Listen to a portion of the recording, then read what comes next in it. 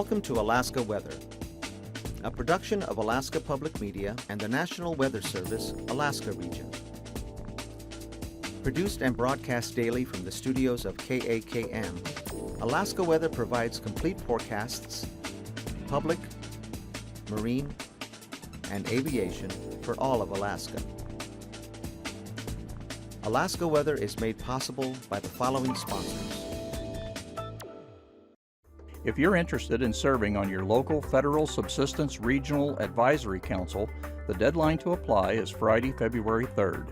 Call 1-800-478-1456 for more information.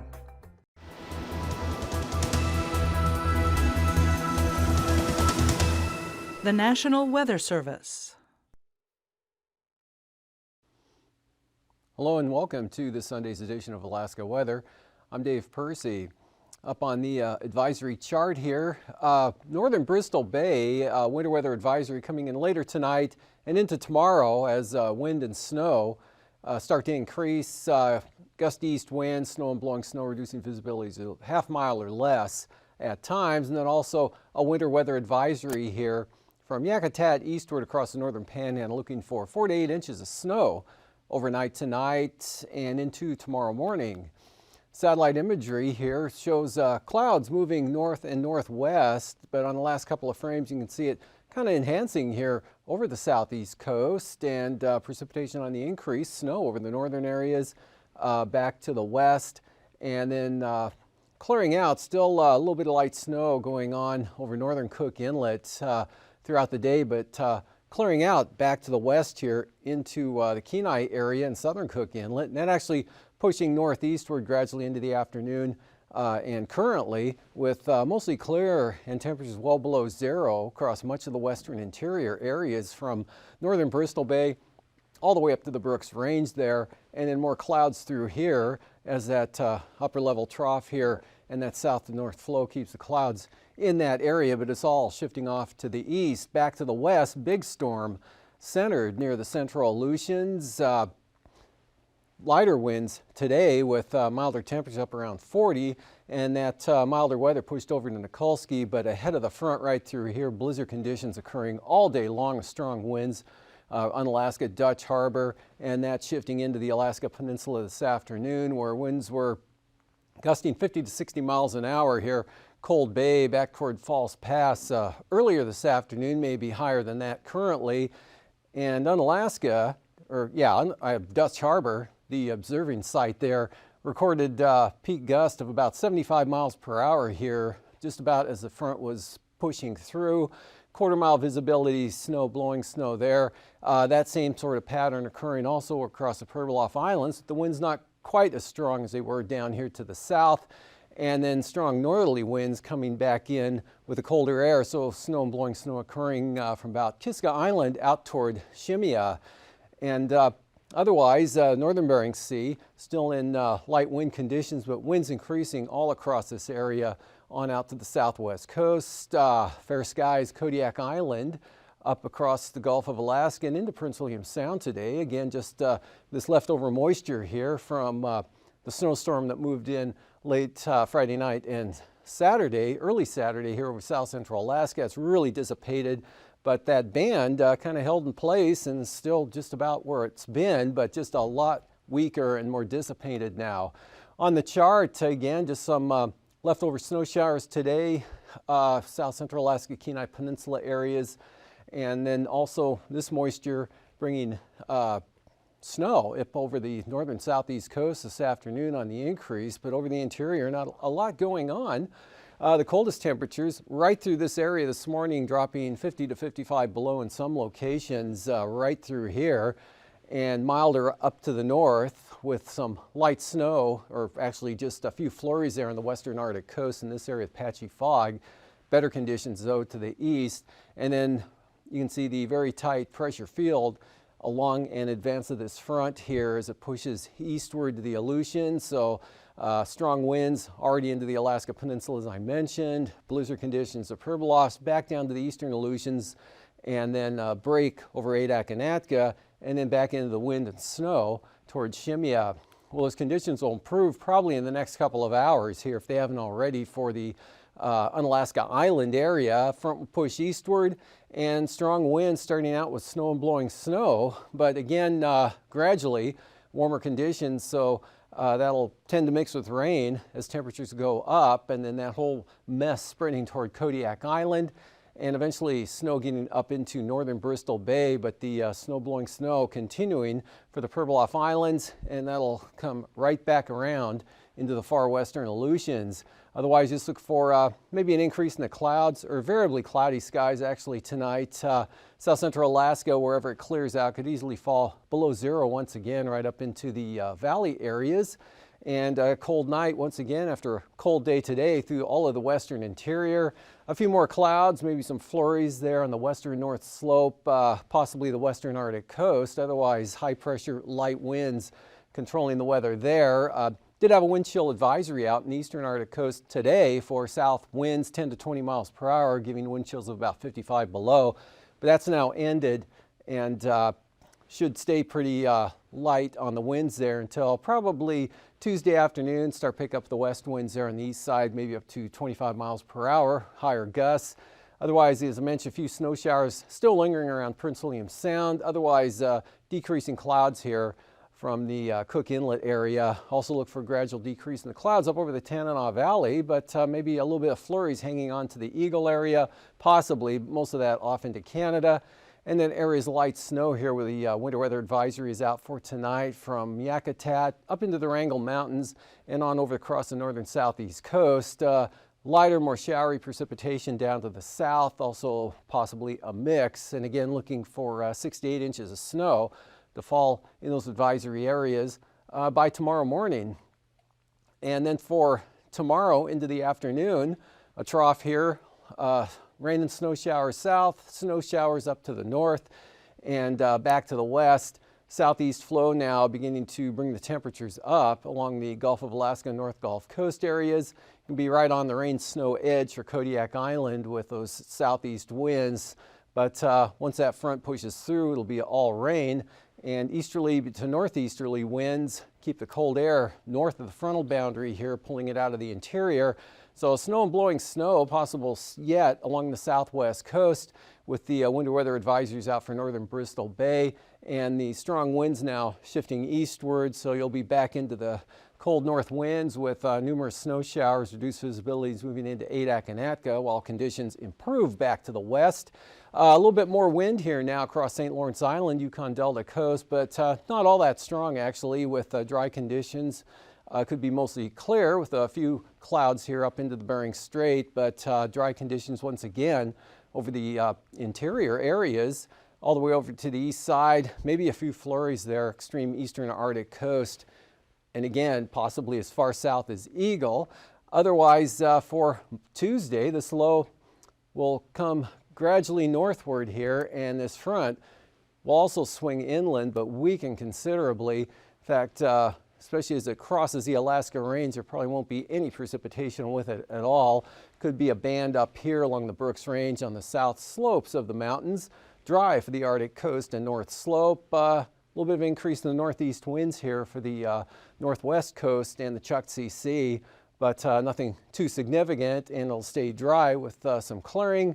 Now we've got a swath of snow here with that occluded front from the southern Seward Peninsula across Norton Sound, so could see some snow for Nome, Unalakleet, right down the west side there, Holy Cross, Marshall, on out to Ammonit. Could probably be a kind of a snowy day there, but the winds not all that bad. The gradient kind of stretched out right through here, so winds won't really be much of a factor.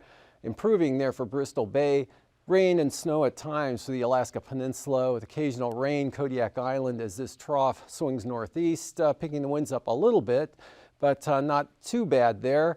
And then the mild southeast flow continuing here to gradually raise temperatures up and make the entire air mass warmer. So rain and snow could become just plain rain. What precipitation falls by the afternoon or late afternoon, places like Cordova to Seward and Seldovia possibly, maybe Homer, but definitely changing over to rain here over the southeast coast with south to north flow there, but holding on to a mixed precipitation pattern or maybe even just snow, at least to start with. up the Haines and Klondike Highway to White Pass, drying out down to the south, definitely milder there with a lot less precipitation and maybe a little sunshine. And it looks like most of the storminess here staying to the south, but this low right here will come northward and kind of merge with this one. So we're going into a milder pattern here. It looks like most of the week south to southeast flow continuing here across the Gulf of Alaska into the southern areas, and then much weaker up into the interior. So it'll be dry there, but look for gradual warming in temperatures after tomorrow here across all of southern Alaska and throughout the week. And then for temperatures today, upper 20s, northern southeast coast, lower 30s here for the central areas, 42 degrees at AKwx, and that same temperature, actually 43 at Sitka this afternoon, 21 Cordova, minus 11 at Glen Allen, and 10 to 15 Susitna Valley, about the same into northern Cook Inlet with 13 at Kenai, while Homer had 22, 21 degrees there.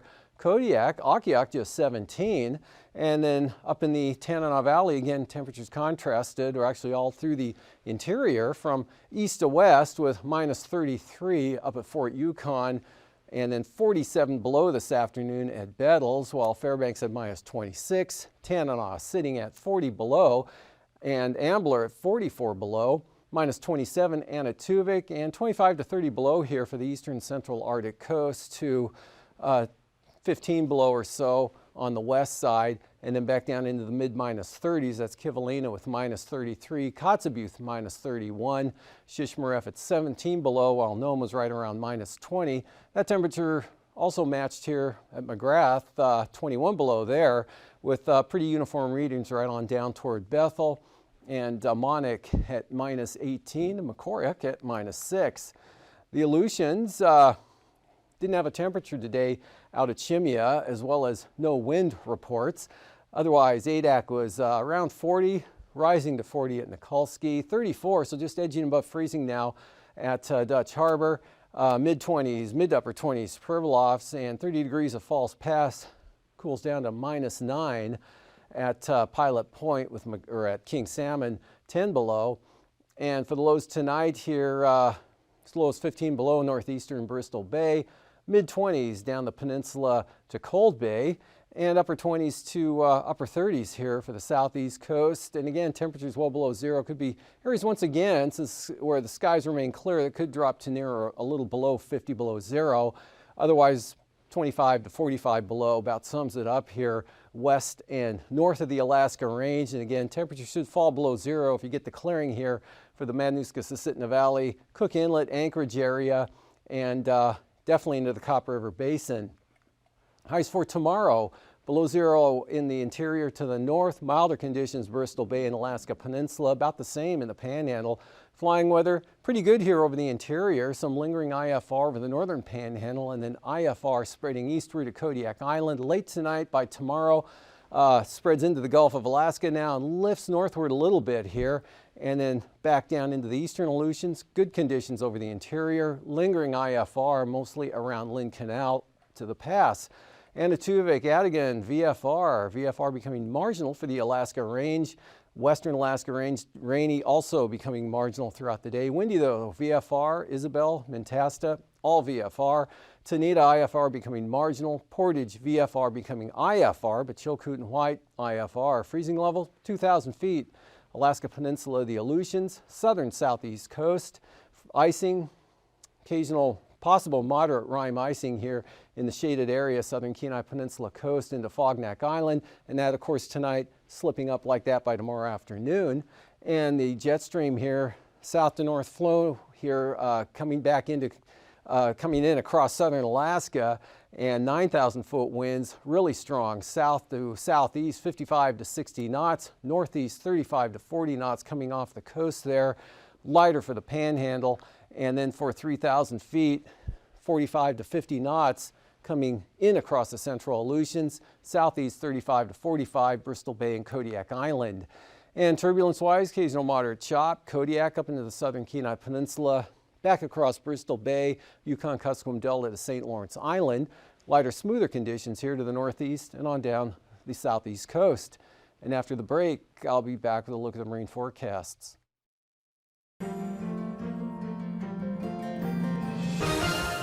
Welcome back to another edition of Alaska Weather Facts. I'm meteorologist Dave Snider.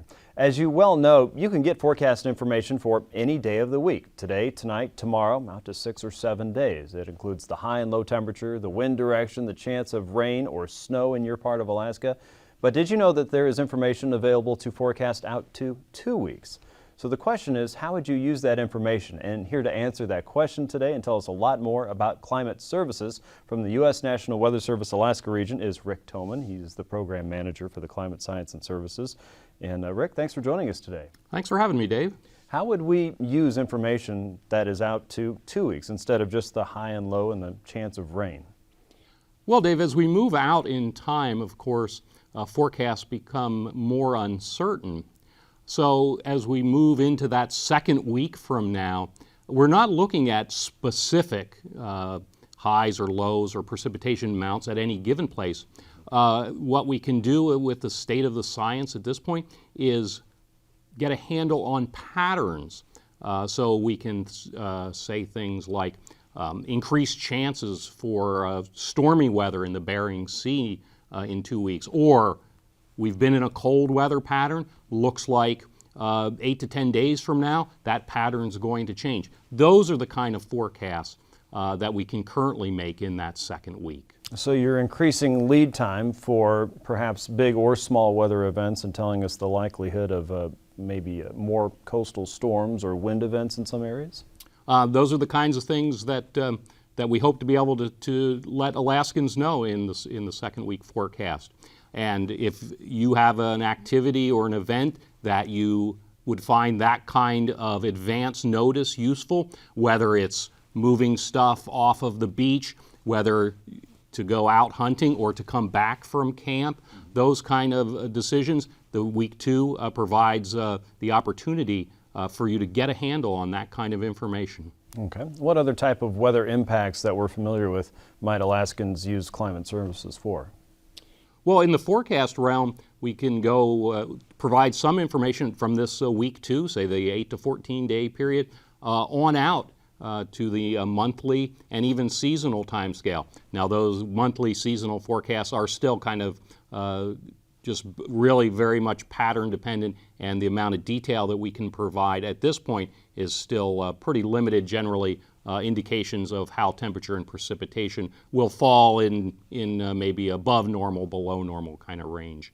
But in the week 2 period, we can be considerably more specific than that as far as the general patterns and really the impacts on Alaskans. Okay, so we would be talking about generalizations there that would tell us that the period might be more stormy, might be more hot, more dry, more cold, and situations like that. That's correct. So we're not going to be able to say in which community, for instance, there's the threat of coastal flooding, but we can often be able to tell we're moving into a pattern that would be conducive to big Bering Sea storms. So if you're in an area that could potentially impact you, you'll want to pay attention to the weather forecast. Okay. Now, every day and every hour of the day, the National Weather Service is working on a forecast for the next day. But how do you start your forecast process for that extended period that goes out beyond 7 days? Well, the way things work right now, we start off with the expected general flow pattern for Alaska and the whole world, really, and then we narrow that down to Alaska. So we start off with the basic computer model forecast. There's quite a few different computer models that we look at, bring those together. And then another important part of that is we attempt to assess the confidence. The reality is often 2 weeks away, the computer models are very divergent. They have lots of different solutions, and that's an indication that we don't have much confidence. But when we see more agreement in that time frame, and when that agreement is a pattern that will be potentially very impactful for Alaska or is a big change from what we've been in, that's when we can then take that expected pattern. We have computer models forecasting it. We've assessed the confidence. Now we can move that forward. How, using our experience as Alaskan weather forecasters, how does that typically play out for Alaska? So is this a stormy pattern for the Bering Sea? Is this an extra rainy period for Southeast? Is this the kind of pattern that generates strong winds potentially in the Anchorage Bowl? Is this a deep cold pattern for the interior? All of those are the kind of things that we're looking at in these large-scale patterns. That's very different than telling you that the winds on 10 days from now are going to be gusting to 120 on the hillside. We're looking for patterns, not the very specific information that the Weather Service will then hone in on as the event gets closer. So the idea is to keep the 5, 6, 7-day forecast the same, where you are getting the standard high and low temperature and the chance of wind or rain, but further out you get a broad general forecast, but as the time gets closer to that event, we'll get a lot more specific. That's correct. Okay, very good. So how can people use this information if I am out in the bush and I want to see, is a coastal storm expected in my region, or is a chance for that improving over the next 2 to 3 weeks? Where could I go to get information like that? When we see that potentially impactful or a big change in the weather is coming 8 to 14 days out, typically we will start to highlight that on the Weather Service Facebook site. We might produce a YouTube video highlighting that, linking that on our Facebook site. So often we don't, at this point, we don't have much to say in that because we're really looking for those forecasts of opportunities. But one thing we can say very likely as we go through the next 2 or 3 years, there'll be more and more of this kind of forecast information available in that week 2 time frame. Okay, and something that emergency managers and city planners and folks in villages might be interested in keeping an eye out for, looking for that information to be headlined, whether that's on social media or perhaps through the National Weather Service channels there to get information from you to make better plans a little bit longer term and make better preparations in the event that things become a little bit more unsettled. Absolutely.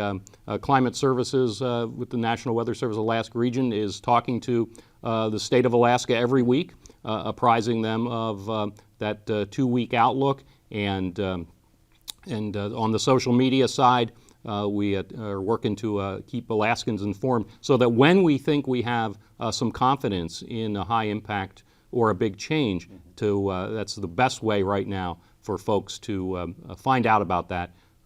Twitter, Facebook, so stay tuned to your National Weather Service. Very good, a developing program. Rick Thoman with the National Weather Service Alaska region. He's a Climate Science and Services Program Manager. Thanks so much for joining us again, Rick, and I hope to have you back again soon. Great, thanks, Dave. For another edition of Alaska Weather Facts, I'm meteorologist Dave Snider. We'll see you next time.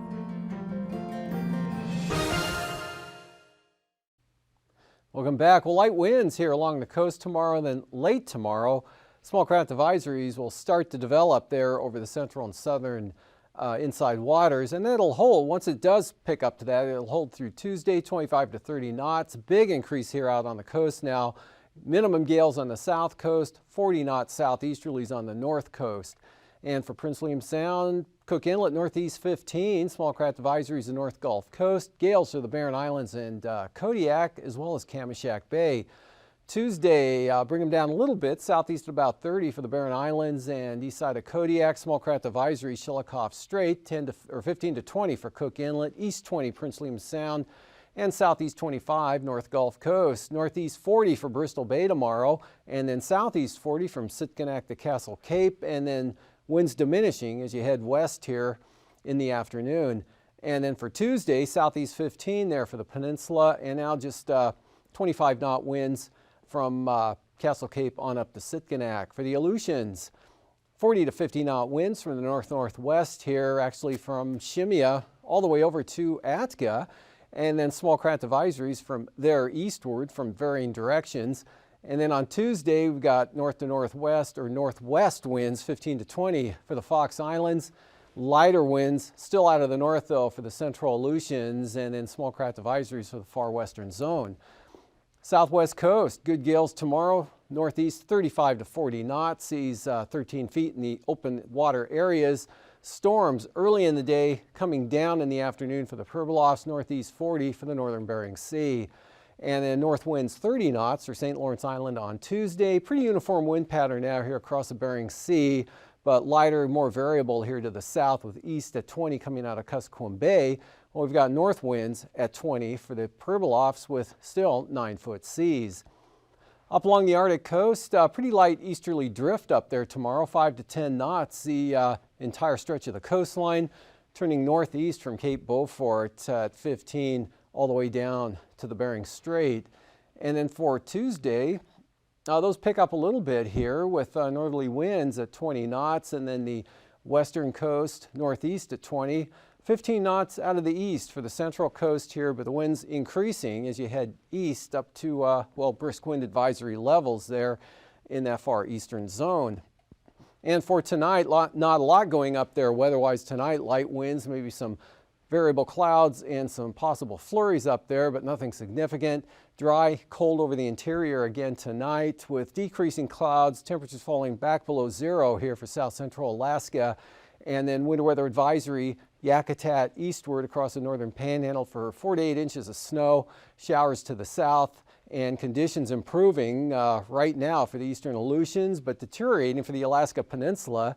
And not much change there for the Pribilof. Snow and blowing snow throughout the night, and those strong northerly winds advance eastward tomorrow slowly, but big increase out of the north for Adak with dropping temperatures and probably snow rolling back in. Northeast, east-northeasterlies blowing snow for the Pribilofs, possibly back to the southwest coast, more so though for northern Bristol Bay, and wind and snow and rain for Kodiak Island. Increasing snow here along the Kenai Peninsula, Prince William Sound areas, but dry up in the interior. Showers for the Panhandle. And then on Tuesday, after a brief break here for the Panhandle, rain moves into the northern areas with those gale force winds. Rain and snow North Gulf Coast, and snow from the Seward Peninsula into Bristol Bay. Well, that's a look at the weather for this Sunday. Thanks for joining us. These forecasts are to be used for planning purposes only. Call 1-800-WX-BRIEF for a formal pre-flight briefing. Always file a flight plan before you go flying. The U.S. Coast Guard Auxiliary urges you to leave a float plan with a friend or the harbor master before you go boating. Alaska Weather is made possible by the following sponsors.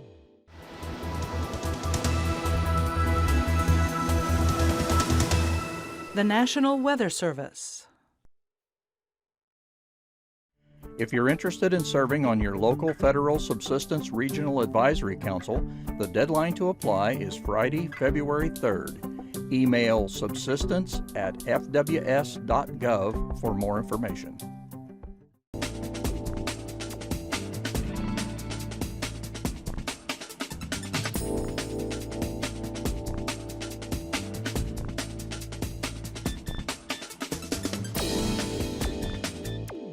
From the beginning, then.